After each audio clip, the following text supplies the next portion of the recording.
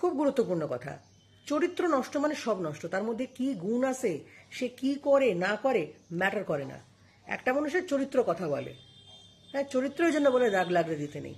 চরিত্র একটা ভীষণ ইম্পর্টেন্ট ব্যাপার।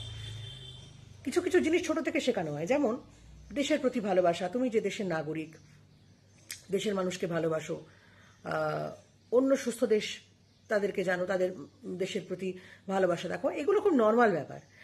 এবং এইটার জন্য অবশ্য তার পরিবার, তার শিক্ষা, এগুলো ঠিকঠাক হতে হবে। যার মধ্যে দেশের প্রতি ভালোবাসাই নেই, মানুষের প্রতি রেসপেক্ট নেই, যেখানে রয়েছে যে থালাতে খাচ্ছে সে থালায় ফুটো করছে, তাকে আর যে কেউ যা খুশি বলতে পারে, তাকে মানুষ বলতে আমার সমস্যা রয়েছে। এই লোকটিকে আমার মানুষ বলতে সমস্যা রয়েছে। ওপেনলি বললাম এই লোকটির মধ্যে কি গুণ আছে, যতটা না বেশি গুণ আছে তার থেকে নষ্টামি বেশি রয়েছে। পরিষ্কার করে বলছি, কারোর যদি গায়ে লাগে লাগতে পারে, আমার কিচ্ছু যায় আসে না। কারণ একটা এরকম সাংঘাতিক পরিস্থিতি চলছে দেশে, যেখানে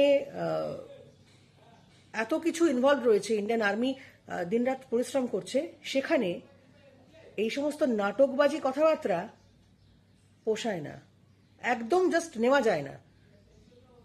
মানুষের দেশের প্রতি ভালোবাসা থাকবে না, দেশমাতৃকার প্রতি ভালোবাসা থাকবে না, সেটাকে বুজরুকি মনে হচ্ছে? এর জন্মটাই তো বুজরুকি। I am sorry to say. মানে কারোর যদি ব্যাকগ্রাউন্ড ঠিক না থাকে না, তার মুখ দিয়ে এই ধরনের কথাবার্তা বেরোয়। ছি।